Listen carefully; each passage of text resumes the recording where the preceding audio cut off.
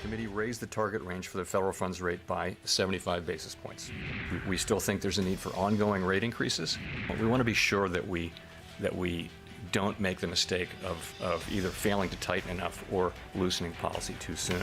We don't need to see inflation come down significantly before we slow the pace of rate hikes. We've deteriorated and we're at the lows, near the lows of the session here. The S&P is going to go out down 2.5%, which brings the week down to 3.6%, heading into a Thursday and then a jobs Friday.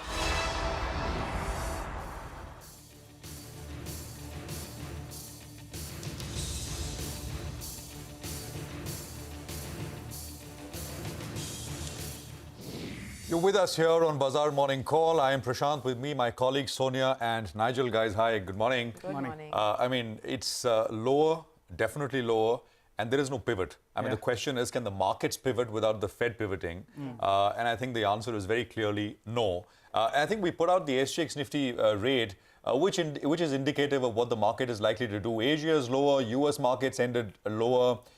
Boy, what a volatile session. Actually, the initial reaction was higher in US. And then all of it reversed as the press conference started. The market in the US ending lower. The Fed is hawkish. Overall, the message is hawkish, and we'll detail that out in a little more in a bit from now. The dollar saw a massive move. I mean, it sold off to 110 and then reversed all the way to above 112. So, I mean, not the kind of price action you want to see. And you got the SGX, which is down, under 18,000, about 17,989. Where do we go from here? That is the big question as we start today's session. Guys, hi.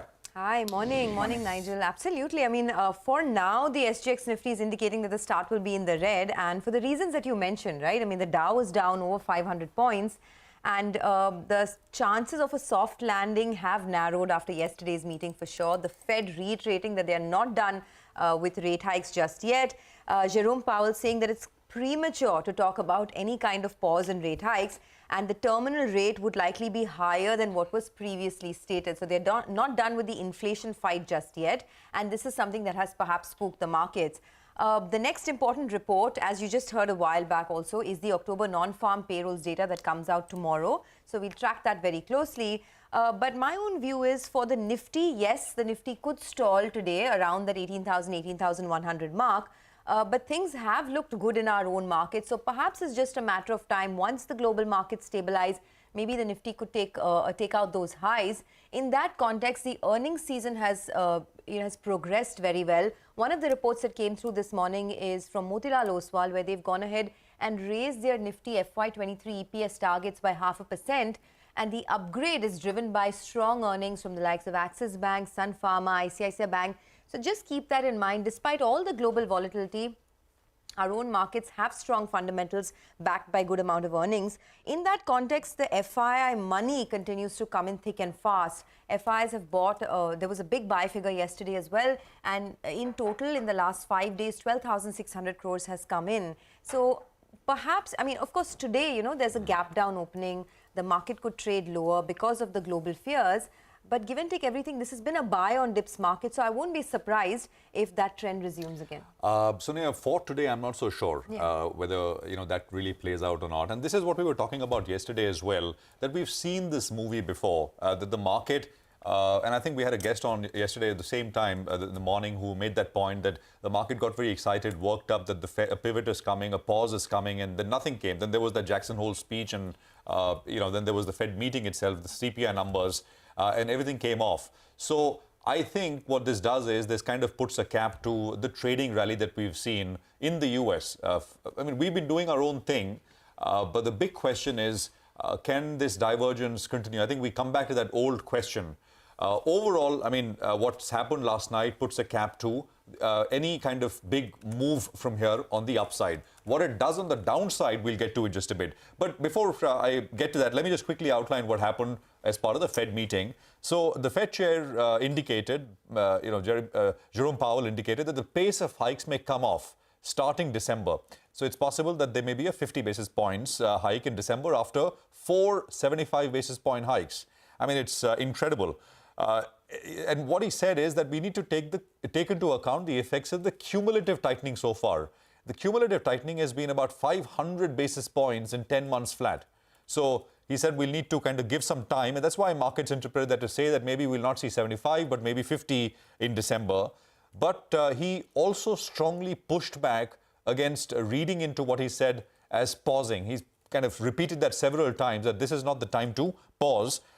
And the other more important thing was that he said that, ultimately where we stop hiking rates to, where the rates will get to, which is the terminal rate, that may need to go a lot higher than what we previously expected. At one point, he said that it's quite surprising that despite all of the hikes that we are doing, tightening financial conditions, inflation, labor markets, everything remains so strong. There is little slack in the economy. And he also explicitly stated that he would prefer to over-tighten than kind of leave things undone. He said if the economy starts to fall, we've got the tools to support it. But in the first place, we want to be we want to be sure that we've done enough and not kind of prematurely pause. So I think it leaves little doubt, if you heard the commentary, and we'll play sound bites, where this is headed. The market gets excited, and it's very normal for, in a bear market to get rallies. And I think the 10-13% move that we had in the US markets perhaps was just that, a bear market rally. For now, what the message is that maybe a slower pace of hikes, but ultimately the rates are going to be much higher. The setup is basically the fact that risk-reward becomes unfavorable in the near term. I mean, if you're an investor, and you got a different time frame, and I always repeat that difference. You cannot take one rule for both traders and investors. But if you're a trader, I think you got to live day by day, week by week. So all of this matters a great deal. So risk-reward, if you're a trader, becomes unfavorable in the near term.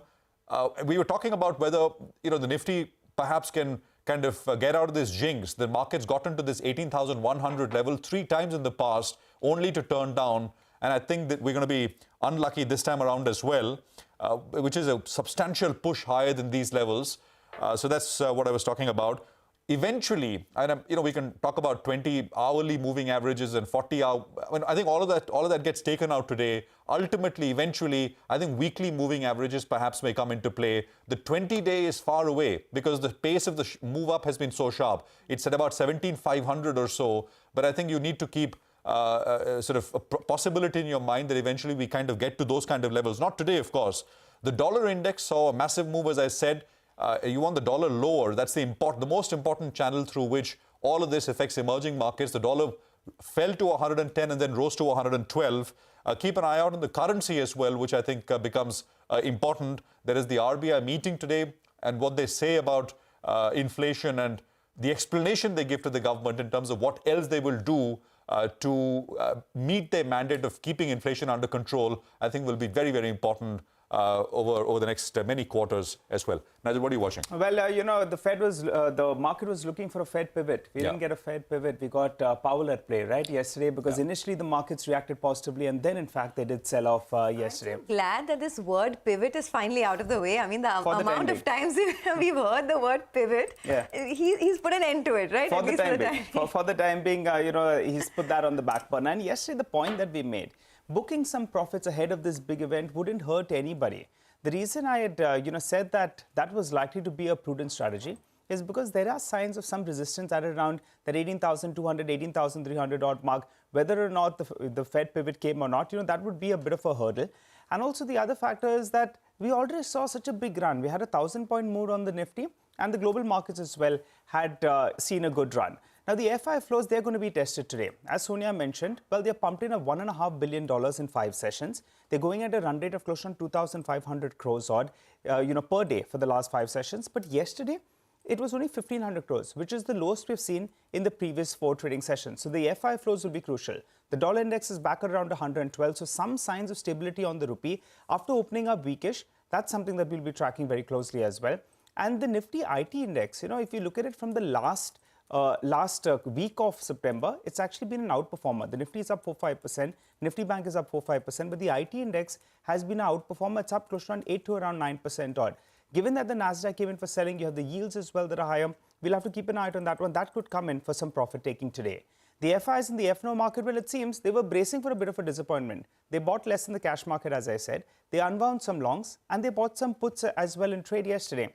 And the bulls, they'll be really missing these FI shorts in the system. Because otherwise, if you start gap down, you're hoping that the shorts cover out. Now, in fact, they're net long on the index. They have closed on 65% of their positions on the long side. The 18,000 put, well, yesterday there was some signs of unwinding out there.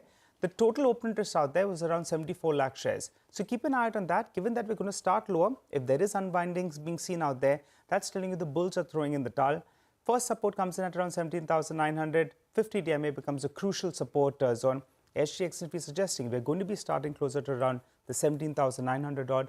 So my guess is today don't be very, very brave. We've already seen a big run. Anticipation of that Powell will do something good for the markets.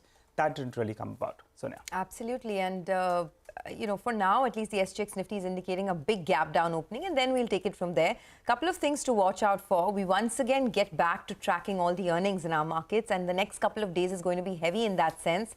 Today, you have Nifty companies, Hero MotoCorp. There's Hero MotoCorp, of course, comes post-market hours.